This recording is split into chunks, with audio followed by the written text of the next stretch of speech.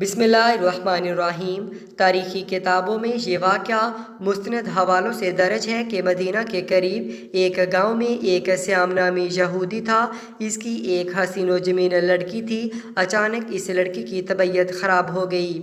इस लड़की की आंखें अंधी हुईं तो हाथों ने काम करना छोड़ दिया। जो कोई भी इस लड़की को देखता वो इसके पास जाने से डर जाता था। जब इस बात का इल्म यहूदी को हुआ कि सब लोग इसकी लड़की से नफ़रत करते हैं तो वह यहूदी तंग आकर इस गांव से निकल गया। गांव से दूर जाकर यहूदी ने एक बाग में रहाइश पजीर हो गया। वो यहूदी सारा दिन रोज़ी कमाने के लिए काम करता और रात को इस बाग में अपनी बेटी के पास चला जाता था। एक दिन यहूदी अपने काम में बहुत ही मसरूफ़ था कि वो रात को वक़्त पर अपनी बेटी के पास ना जा सका।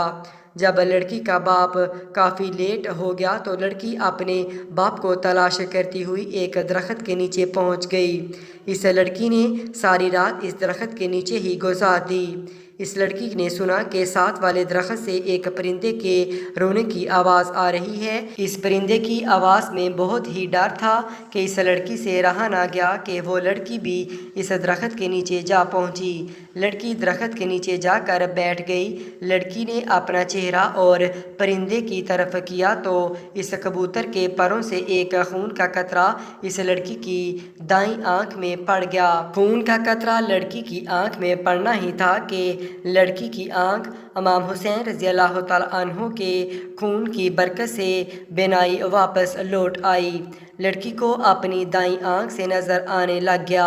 61 हिजरी 10 मुहर्रम को मैदान करबला में हज़रत इमाम हुसैन का सर मुबारक जब यजीदी फ़ौज ने बदन से जुदा कर दिया तो यजीद के हुक्म से मोहम्मद सल्लल्लाहु अलैहि वसल्लम के बेटों को कैद कर लिया गया। यजीदी फ़ौज हज़रत इमाम हुसैन और सहाबा इकराम के जिस्मों को मैदान करबला में छोड़कर कूफा की तरफ रवाना हो गई और मोहम्मद सल्लल्लाहु अलैहि वसल्लम के नवासे का जिस्म बेयारो मददगार मैदान करबला में पड़ा रहा। आसमान और ज़मीन में हर तरफ अंधेरा छा गया। लोगों ने सोचा कि रात हो गई है। हर तरफ हलचल मच गई।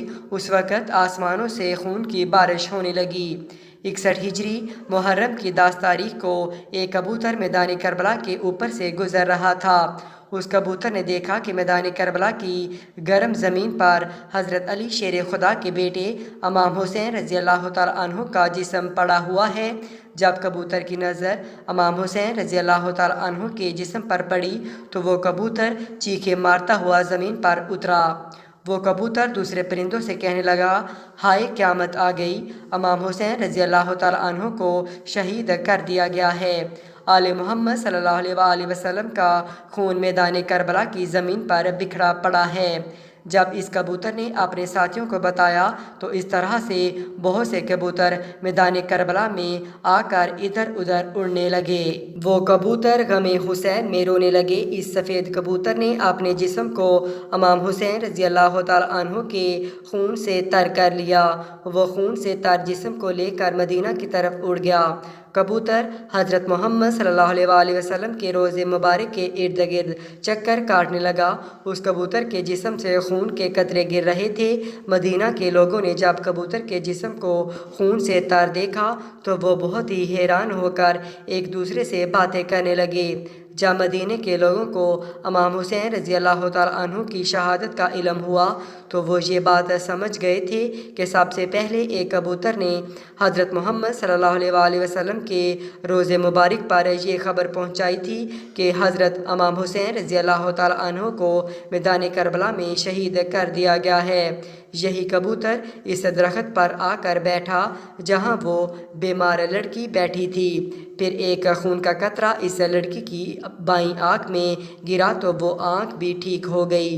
खून की बरकत से इसकी दूसरी आँख भी ठीक हो गई। जब लड़की की दोनों आँखें ठीक हो गईं तो लड़की ने ऊपर दरख्त की तरफ देखा कि एक सफ़ेद कबूतर दरख्त की शाखों पर बैठा हुआ है। लड़की उस कबूतर की तरफ देख रही थी कि कुछ खून के कतरे इस लड़की के जिस्म पर और भी गिर गए। इमाम हुसैन रज़ी अल्लाह तआला अन्हु के खून की बरकत से इस लड़की की तमाम जिस्मानी बीमारियां जड़ से ही ख़त्म हो गई थीं। उस लड़की को देखकर ऐसा लगता था कि जैसे इसको कभी कोई बीमारी ही नहीं थी। इसके बाद वो लड़की खुशी खुशी उठी और अपने बाप की तलाश में निकल पड़ी। वो लड़की बाग से बाहर निकली ही थी कि यहूदी भी इस बाग के करीब आ गया।